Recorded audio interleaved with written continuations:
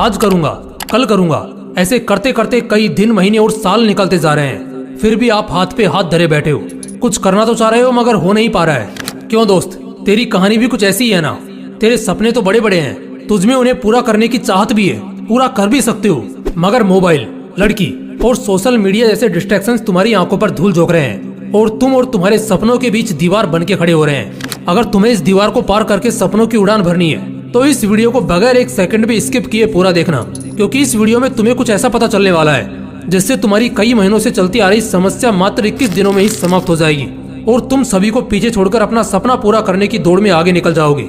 आप सोच रहे होंगे 21 दिन ही क्यों, 25 दिन भी तो ले सकते हो, 30 दिन ले लो या 20 दिन ले लो, राउंड फिगर में बात करो ना।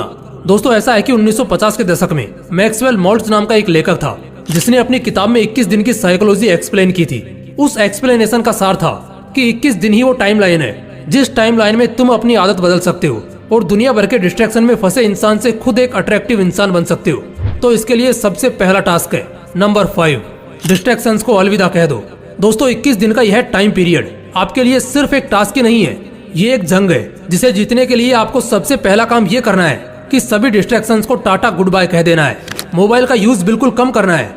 कम से मेरा मतलब है आप मोबाइल तभी यूज करोगे जब आपको उसकी सबसे ज्यादा जरूरत है, और उससे भी पहले आप एक काम करो, अपने मोबाइल से इंस्टाग्राम और फेसबुक जैसी सभी तरह की सोशल मीडिया एप्स को डिलीट कर दो, ताकि बांस भी नहीं रहेगा और डिस्ट्रैक्ट करने वाली बांसुरी भी नहीं बजेगी। दोस्तों, ये सोशल मीडिया डिस्ट्रैक्शन ही है जिसने आपको सपनों की उड़ान भरने से रोक रखा है, आपको जकड़ रखा है। इस जकड़ से अगर बाहर निकलना है ना तो इस जकड़ को तोड़ना होगा। मानता हूँ कि ये आपके लिए आसान नहीं होगा, बार बार मोबाइल की ओर हाथ जाएगा, पर आपको आपकी विल पावर के दम पर उसे जाने से रोकना है। बस 21 दिन उसे रोक के रखो और 21 दिन बाद रिजल्ट देखो।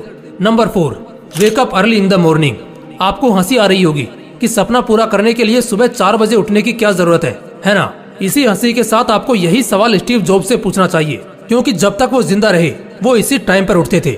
यही सवाल आपको दुनिया को योग और ज्ञान का पाठ पढ़ाने वाले गुरु और हमारे देश के प्रधानमंत्री से पूछना चाहिए, क्योंकि ये लोग भी इसी टाइम को the perfect time of success कहते हैं। 4 बजे उठने का मतलब यह नहीं है कि आप बहुत एक्टिव हो, इसका मतलब यह भी होता है कि आप अपने सपने, अपने गोल को अचीव करने की होड़ में फुल्ली फोकस्ड हो।